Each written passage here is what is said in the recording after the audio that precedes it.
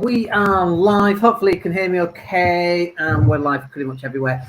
Hey guys, it's Dan Lasso speaking. Hope you're well today. So beautiful warm day here in Spain, like 25 degrees. I got sunburn on my arms and I've actually got lines. I've got lines on my arms. That's quite nice. Okay, so let's talk about confidence in this session. If you're listening to this on the podcast, by the way, then thank you so much for tuning in. Always appreciate that. And if you're watching this on YouTube on replays, then again, thank you so much. Just click like and subscribe. If you've got any comments, just put them in the comment box down below if that's what you see. And if you've got any questions, that kind of thing, then please ask away. And we'll try and be an open book during these Q&A sessions or these podcast sessions that we record. So let's talk about confidence. And so this conversation literally has just come about because someone messaged me, and she's probably watching as well, about how to kind of regain confidence when you've had it knocked out of you. And I can tell you from experience that I've definitely had it knocked out of me, especially through the family court system, which makes you feel like you're just not even worthy of being a human being. It's just the most horrific thing. I would definitely remember times a judge, a solicitor, and a barrister, and my ex all sat in front of me, and it was just a horrific time. And it's like they're all ganging up on you, and you've done nothing wrong other than want to see your kids. Horrific experience. And if you wonder why I don't trust authority or the police or social workers or anything like that, then actually that's why 100% we don't rent any properties to those sort of people, nor do we rent properties to anybody who works at Leeds City Council, because bollocks to them, quite frankly. They're the rules, they created them, we'll play by them. So confidence-wise, though, it can knock it out of you because your self-worth becomes so minimal and it becomes really hard to kind of build it back up. So that's what I want to talk about in this session.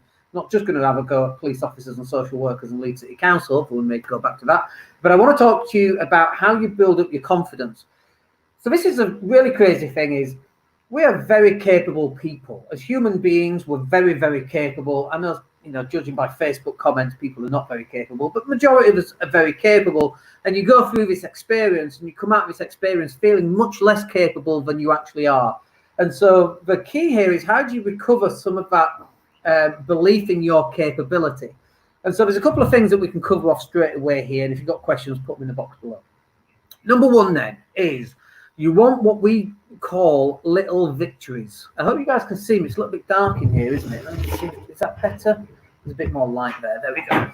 So the first one is what we call little victories. Now, a little victory is based around you doing something that you've set yourself out to do. I'm just checking. We've got a delivery coming today, by the way. So let me just make sure. The beauty of going live, isn't it? We can show you around where we are as well, so that's not too bad. So a little victory then is you setting yourself out to no delivery. You setting yourself out to go and do something, and when you do it, you can tick it off because that's the thing that you've actually done. Okay, and it can be anything. Like, depends on where you are. For some people, just putting their socks on before their shoes is the thing for them. Do you know what I mean? It doesn't matter what it is. It doesn't have to be buying a multi-million-pound business. It can be just a small thing. It can be just posting out on social media. It doesn't have to be massive, but that's why we call them little victories, because the little victories start to add up. It's like this, if going live for me is very easy, it's so easy. In fact, I don't mind picking up a laptop and walking down to see if the delivery's arrived. It just makes no difference. It's more authentic, it's more human, it's more realistic. That's how life is. But for some people, they don't even go live because they're worried about what other people might think.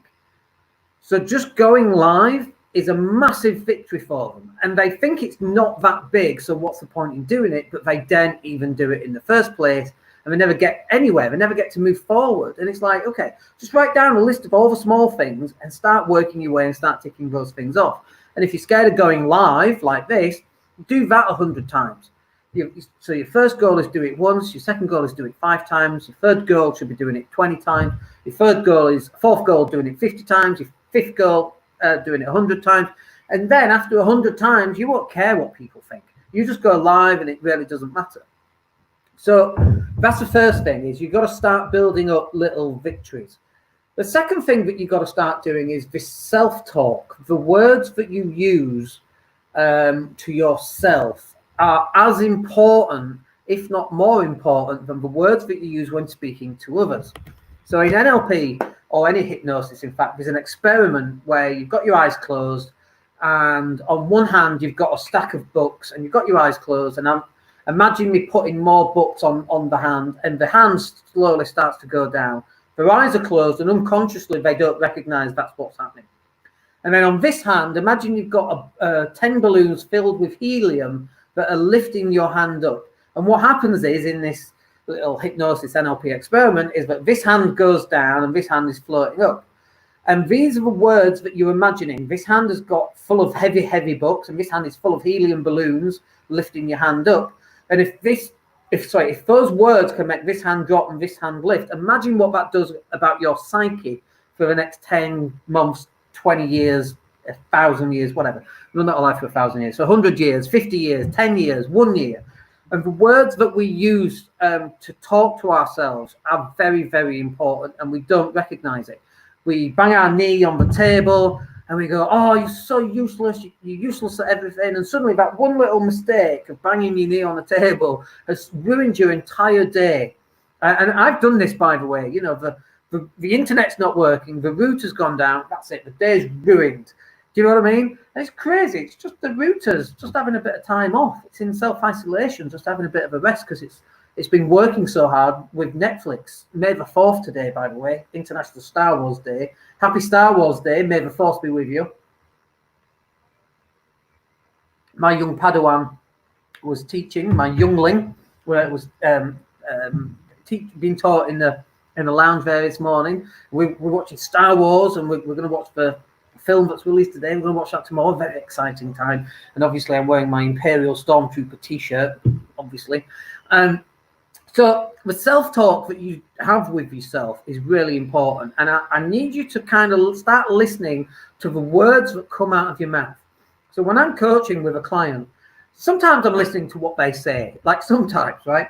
But it's not necessarily the words about what we're going to do. It's their words about how they describe themselves. So we took on a client last week, and they had a session, a coaching session with one of their clients. It's like £115.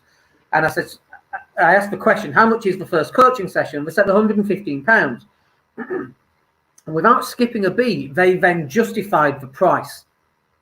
And I'm like, hang on a second, why are you justifying the price? What, you know, there's some mental anxiety in that price, because you don't think you're worth it, because already instantly you're having to self-justify to the other person. Like my coaching, for example, one-on-one, excuse me, £6,000 for 12 months. Okay, we make no justification whatsoever on that coaching product. If you want us to coach you, we know it's more than worth $6,000 anyway, because the returns that people get on that is substantially more. Or life-changing in other ways. Not everything is measured by money when you get to a certain stage in life. And in fact, we don't coach new people anymore. We only coach people who've already gone to a certain path, that got to a certain stage, and then want to step it up an extra notch. And so they're the people that coach, and that's why we can afford to charge £6,000 for coaching. But I'm constantly listening for the words that are coming out of their mouth, which describe them and their psyche and their attitude. And I also, when I'm speaking, I'm constantly listening to the words that are coming out of my mouth. Excuse me.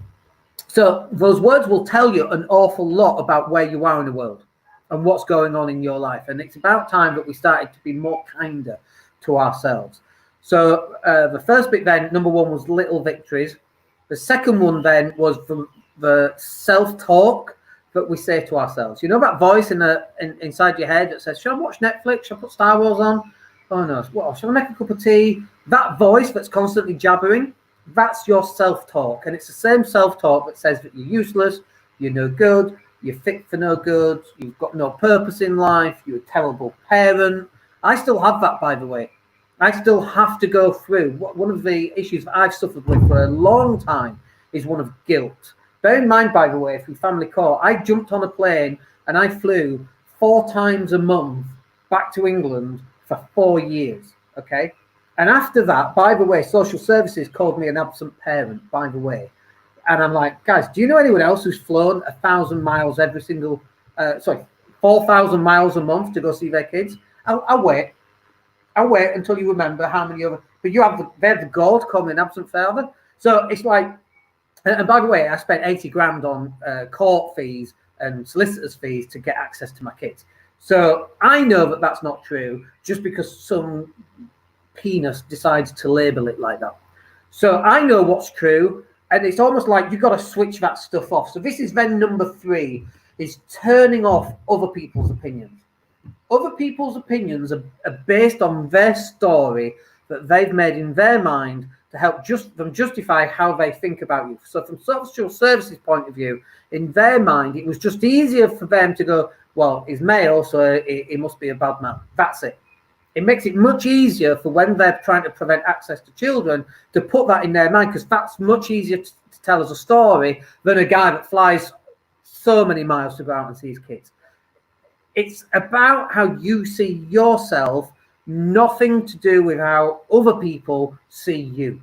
Nothing. It's got I love this as a saying. I'm going to say it. Okay. So what you think of me is of no concern of mine. It's got nothing to do with me. Okay. What anybody thinks of me is nothing to do with me. They can just keep thinking whatever they want to think. That's not a problem. Now, I might try and adapt that, but like family court, for example, you know that they've got a particular motive, like the other solicitors, their motive is for you never to see the kids again. Doesn't matter if you're a good parent or not. That's simply their motive. That's what the money is telling them to do. And by the way, Mr. and Mrs. Solicitors, we're coming for you at some point. So you don't need to worry about that. Justice will be served one way or another in the next 10 years. So, and we don't mean that in a violent point of view. We mean that in, you're going to lose your job and your reputation. So don't worry about that. It's all coming. So this is one of the things that happens is when you go through all that stuff and you come out the other end, you find this extra power from somewhere, okay? And you need to find where this power is. So number 3 then was about you not worrying about what other people think about you. Number 4 then is about you finding your superpower. So like we had a lost 10 years, a lost decade of growth, both from the business, both financially, and so on. Relationships, we did really well. We moved out here to Spain, and actually we did okay financially too. But we could have done so much more. We would have more businesses owned than we have currently, and we'd be doing all this extra stuff. But we kind of lost 10 years because we're battling in court and all of that kind of thing. And that's okay. We did what we needed to do in order to survive that and be there for the children, etc., etc. And we got through that. But after you've gone through that, in your period of recovery, you've got to understand, what is your superpower? What is it? Is it your ability to survive? That's a superpower. Is it your ability not to care about what other people think about? That is also a superpower.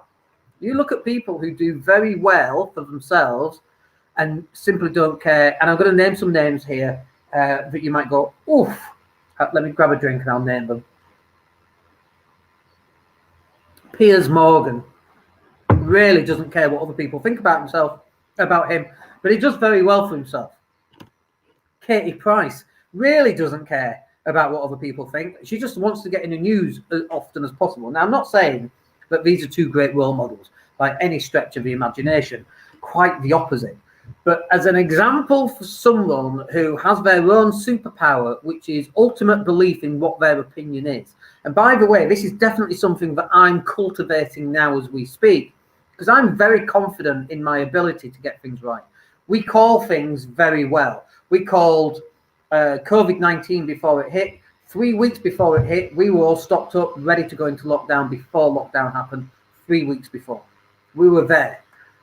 In terms of business, in terms of being able to read people and their problems and going, oh, I know what your problem is, this. Off 1 or 2 sentences, we're very, very good at doing that.